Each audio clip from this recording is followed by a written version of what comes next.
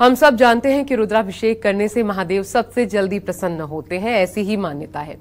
लेकिन क्या आपको पता है कि सही विधि और सही समय में ही रुद्राभिषेक करने से पूर्ण फल की प्राप्ति होती है। ऐसे में अगर आपको बीमारियों से मुक्ति और लंबी आयु की कामना है तो सावन में भगवान शिव का किस चीज से आप करें रुद्राभिषेक, आइए ये भी जान लेते हैं पंडित जी से। पंडित जी, बीमारी मुक्त रहने के लिए, आरोग्य तो सबसे बड़ा वरदान है जीवन का, उसके लिए क्या करें, किस चीज से करें? देखिए, जान है तो जहान है। तुलसी धन धाम शरीर से, ये शरीर एक ऐसा हमारा साधन है जिसके द्वारा हम ईश्वर को प्राप्त कर सकते हैं, जिसके द्वारा हम रिद्धि सिद्धि प्राप्त करते हैं, जिसके द्वारा हम जीवन के समस्त लक्ष्य को प्राप्त करते हैं। और ये एक स्वस्थ शरीर के द्वारा ही संभव है। बीमार शरीर न ईश्वर की उपासना कर सकता है, बीमार शरीर न तपस्या कर सकता है, बीमार शरीर न अपनी इच्छाओं की पूर्ति कर सकता है। तो अगर आपका भी बीमारियां पीछा नहीं छोड़ रही हैं, मान लीजिए आपके पूर्व जन्म के प्रारब्ध ऐसे रहे हैं जिन कष्टों को भोगने के लिए आपको बीमार होना पड़ रहा है, और घर का कोई न कोई सदस्य हर समय बीमार रहता है, बार बार आपके साथ दुर्घटनाएं हो रही हैं, तो ये शिव का उपाय इसलिए बता रहा हूं कि सकल अमंगल मेटन हारी, भाभी मेट सकहि त्रिपुरारी। ये तो भाभी को भी मेटने वाले भगवान है ना, लिखी को भी बदलने वाले भगवान है ना। ब्रह्मा ने लिख दिया है तकलीफ, लेकिन उस तकलीफ को ये बदलने वाले भगवान है ना, इसलिए इनकी आराधना बता रहा हूं।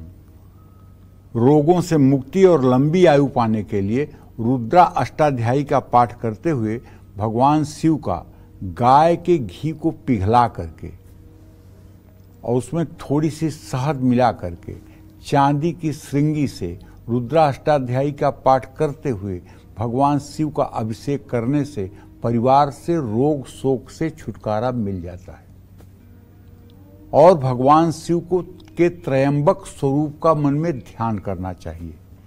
चांदी की श्रृंगी में घी और शहद भरकर शिवलिंग पर घी और शहद की पतली धार से रुद्राभिषेक करें।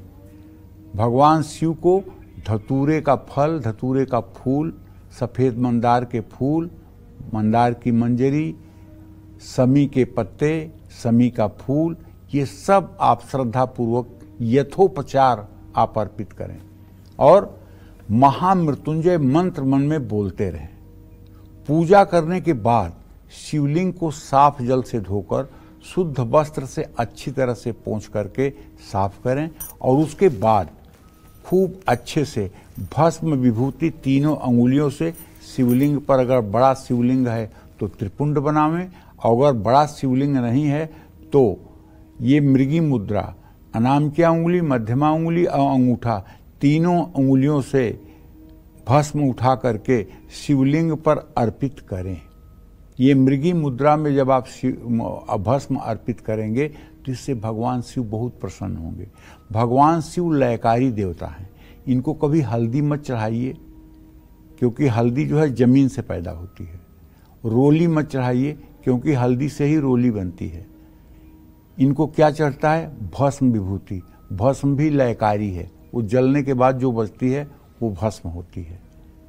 ठीक है, तो भगवान शिव को क्या अर्पित करना चाहिए, क्या अर्पित नहीं करना चाहिए, इसका भी हमारे शास्त्रों में विवेक है। दूसरी बात, भगवान शिव को कुछ अर्पित कर न पाएं तो अपना मन अर्पित करें।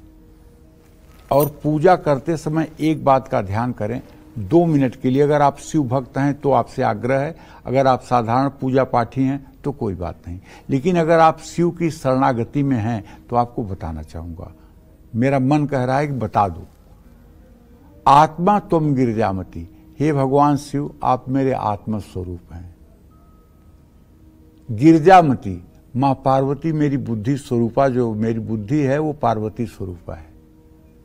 सहचरा प्राणा, ये प्राणवायु जो शरीर के अंदर आ जा रही है, ये आपके सहचर हैं, ये आपके गण हैं, ये नंदी आदि आपके गण हैं।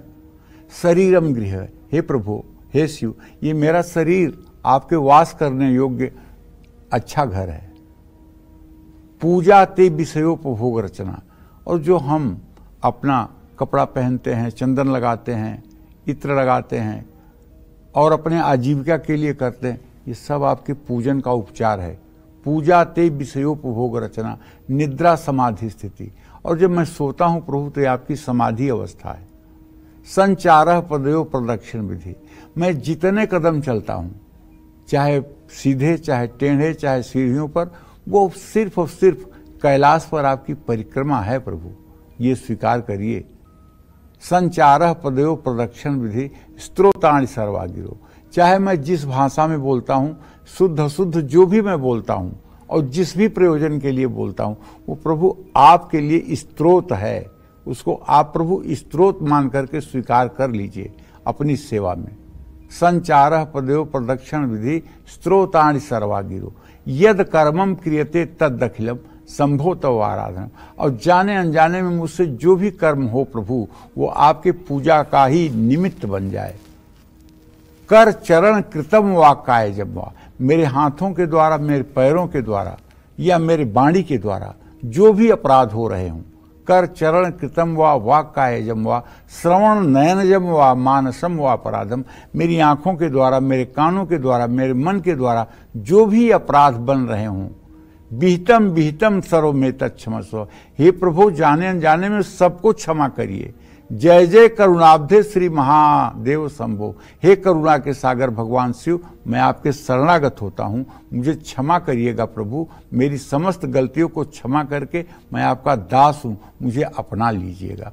ऐसी भक्ति भावना से रोज जब आप प्रार्थना करेंगे 365 दिन सुबह शाम, तो भगवान शिव की कृपा अवश्य बरसेगी, इसमें कोई दो राय नहीं। जय मां विंध्यवासिनी।